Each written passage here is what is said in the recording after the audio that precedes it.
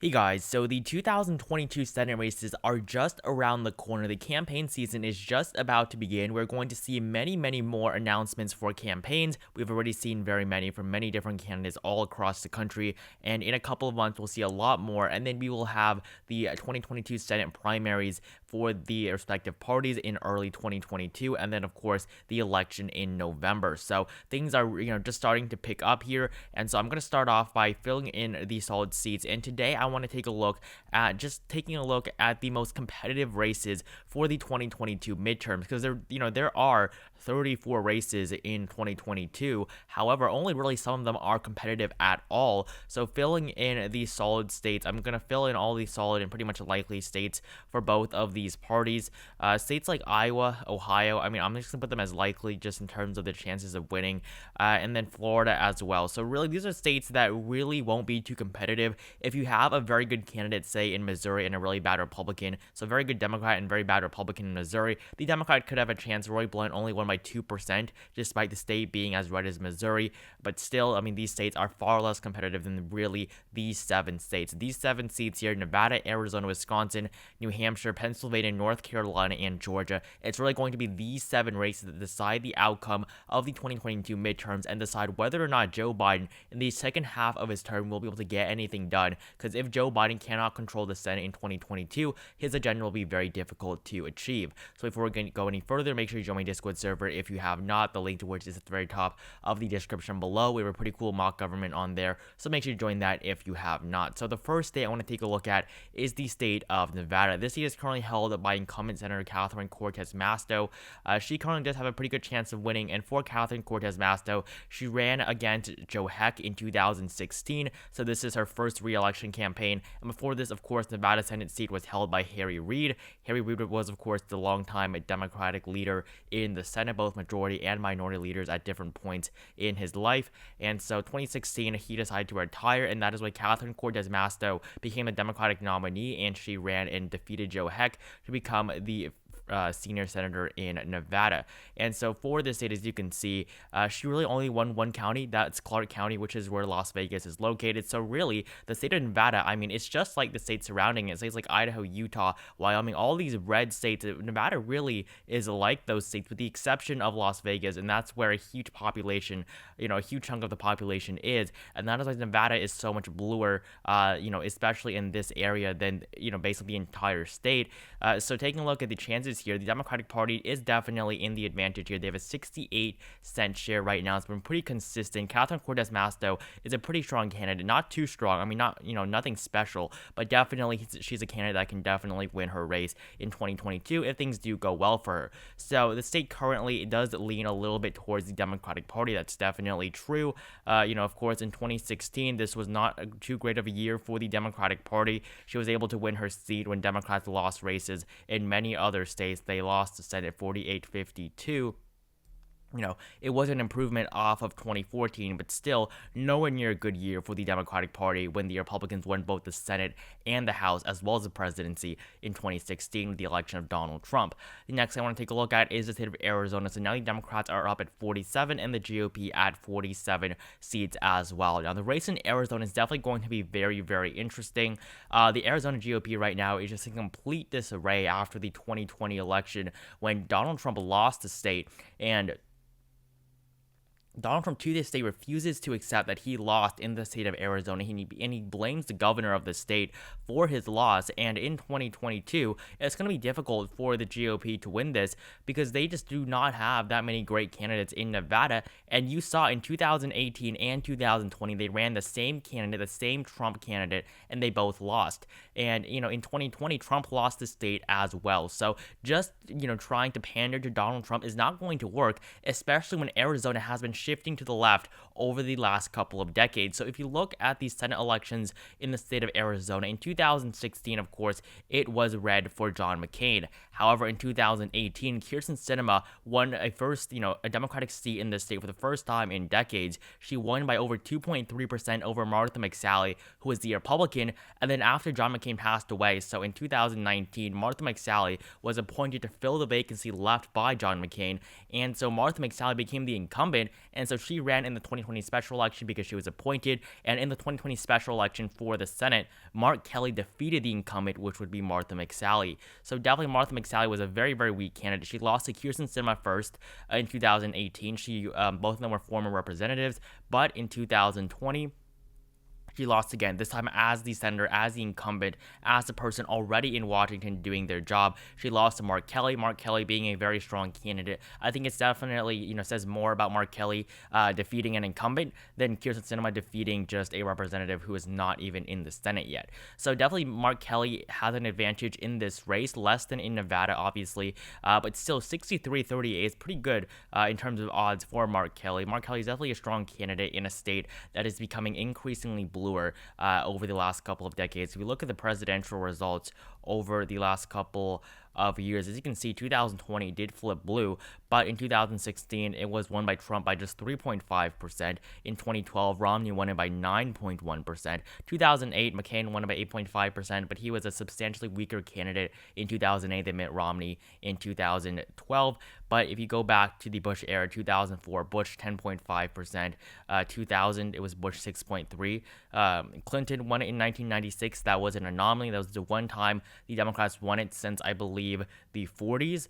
And then 1992, of course, it was red, and then before this, of course, it was very solid red for the Republican Party. So Arizona has, gone on this sort of leftward shift over the last couple of decades, and that's definitely benefited the Democratic Party, especially in this whole Sun Belt area, where they're massively gaining in terms of votes. So it's 48 seats with Democrats now. The state of New Hampshire is another closely watched race. And what's so interesting is that, New Hampshire does seem to be a pretty blue state. I mean, Joe Biden won the state by 7.4%, but New Hampshire is very different from the states that surround it. It's definitely a lot more red than these other northeastern states, and it's also a lot more independent than these other northeastern states. They do typically vote for Democrats. That is true. Even Clinton won it, even though her margin was terrible, but the Democratic Party does have an advantage here. However, if Republicans can put up a good candidate, they definitely have a very good chance. So in 2022, the Republicans, the only candidate from the GOP that can win is Chris Sununu. Chris Sununu is the current governor. He was reelected in 2020. They have gubernatorial elections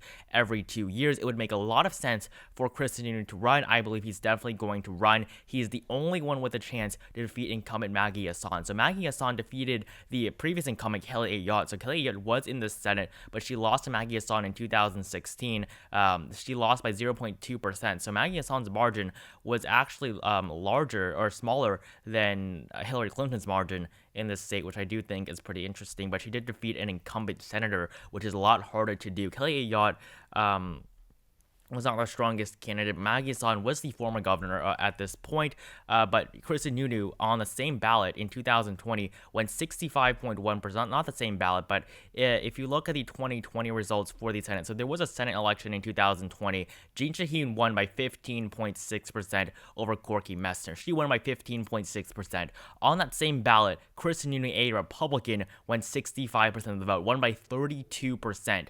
And Jean Shaheen, the Democrat in her Senate race, won by 15%. So definitely Chris Sununu is a very strong candidate in the state of New Hampshire, and he is really the only one with a chance over Maggie Hassan right now. However, his chances are still substantially lower than Maggie Hassan's. Maggie Hassan and the Democratic Party are still advantaged in this race. However, the race is getting closer by the day. It could definitely be one of the most watched Senate races in 2022 because of how blue the state typically is, but how much of a toss-up it is at the same time. So this puts Democrats up at 49 seats and the Republicans at 47. The next state I want to take a look at is the state of North Carolina, and recent developments in North Carolina I do think definitely favor this race more for the Republicans because they're probably not going to nominate Pat McCrory now. As you can see, Ted Budd is currently in the lead right now in terms of the chances of winning the Senate Republican nomination here. So essentially Ted Budd is a representative, I believe, from the 3rd District of North Carolina. Pat McCrory is the former governor of the state. I forgot who Mark Walker was, but Laura Trump here is, of course, the daughter-in-law and wife of Eric Trump, daughter-in-law of Donald Trump and wife of Eric Trump, not both. But Richard Burr, he's the incumbent. He has retired. In 2016, Richard Burr won by around 5%. Pretty strong margin for him, 5.7%. But, he is retiring, and North Carolina has gotten bluer since 2016. 2016 was won by Trump by around 3.7%, I believe. Now in 2020, Trump only won the state by 1.3%. So looking at North Carolina's GOP nomination, Ted Budd, I think, is the best candidate the Republicans can put up, with the exception of Mark Walker. Mark Walker and Ted Budd, I think, are definitely the best candidates. Pat McCrory and Laura Trump. So Laura Trump's chances have fallen a lot. If you put Laura Trump back on this list, she was first at one point. Now she's dropped all the way down. And this was after, she had the endorsement of Donald Trump, Trump supporting her, and that basically fell through. Trump's, video and, just his support video for Laura Trump basically got deleted because Trump was banned from, those websites like Facebook and Twitter and stuff like that. So they saw that as, them trying to get around that ban. But for Pat McCrory, he's the former governor of the state. He lost in 2016 to Roy Cooper. He did not run for re-election for governor in 2020. He did not run for a second term, but he's someone that North Carolinians know, and they don't like him very much. Ted Budd, I think he's definitely less well known. However, he would be a lot more popular, and he's a very generic Republican candidate like Pat McCrory, but he does not have the same type of baggage that Pat McCrory does have with his Senate loss. So this would put the Republicans, I think definitely they do have the advantage now in this race. I think if Pat McCrory was the nominee or Laura Trump, I think it could be pretty disastrous for North Carolina and the Republicans, but if they do nominate Ted Budd, I think things could definitely improve there.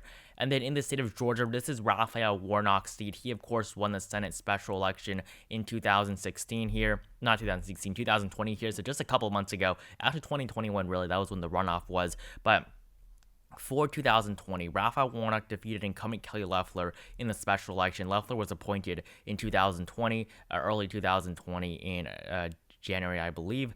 And then so for Raphael Warnock, he won 51.4% of the vote. Kelly Loeffler, 48.96% of the vote. And Raphael Warnock came up barely on top of Kelly Loeffler in the runoff election. So this race actually went to a runoff. The original ballot, Doug Collins was on it, but he was eliminated when the runoff occurred because he was not in the top two.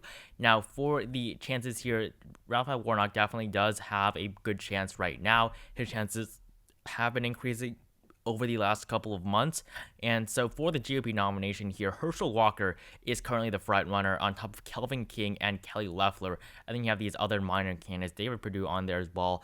But Doug Collins definitely, he used to be the front runner, but he did drop out as a result of, just probably not going to be able to gain the support of Donald Trump because Mark Walker is the candidate that Trump wants.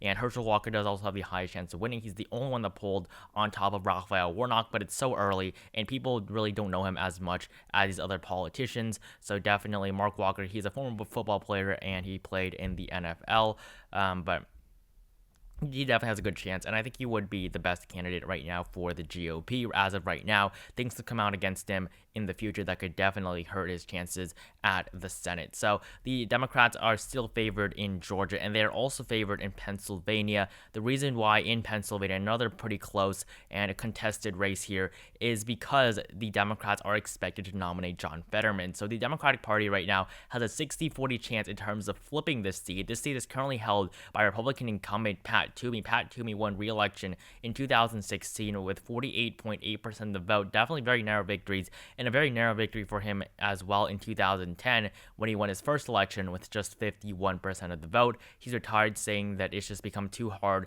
to get things passed through the Senate. So despite him being able to win in 2016, a year in which Trump won the state, it's probably going to be more difficult for Republicans because Joe Biden flipped Pennsylvania in 2020. As you can see right here, 1.2% for Joe Biden. And Pennsylvania, when they're nominating someone strong like John Fetterman, who is currently the lieutenant governor of the state, it's going to be very difficult for Republicans to defend an open seat that the opposite party won when they're nominating someone as strong as John Fetterman. So John Fetterman is basically the shoe-in right now for the nomination for the Democratic Party. For the GOP, it's a lot more split, and it's pretty unclear. And the final race I want to take a look at is the state of Wisconsin, which currently the Republicans have the advantage in.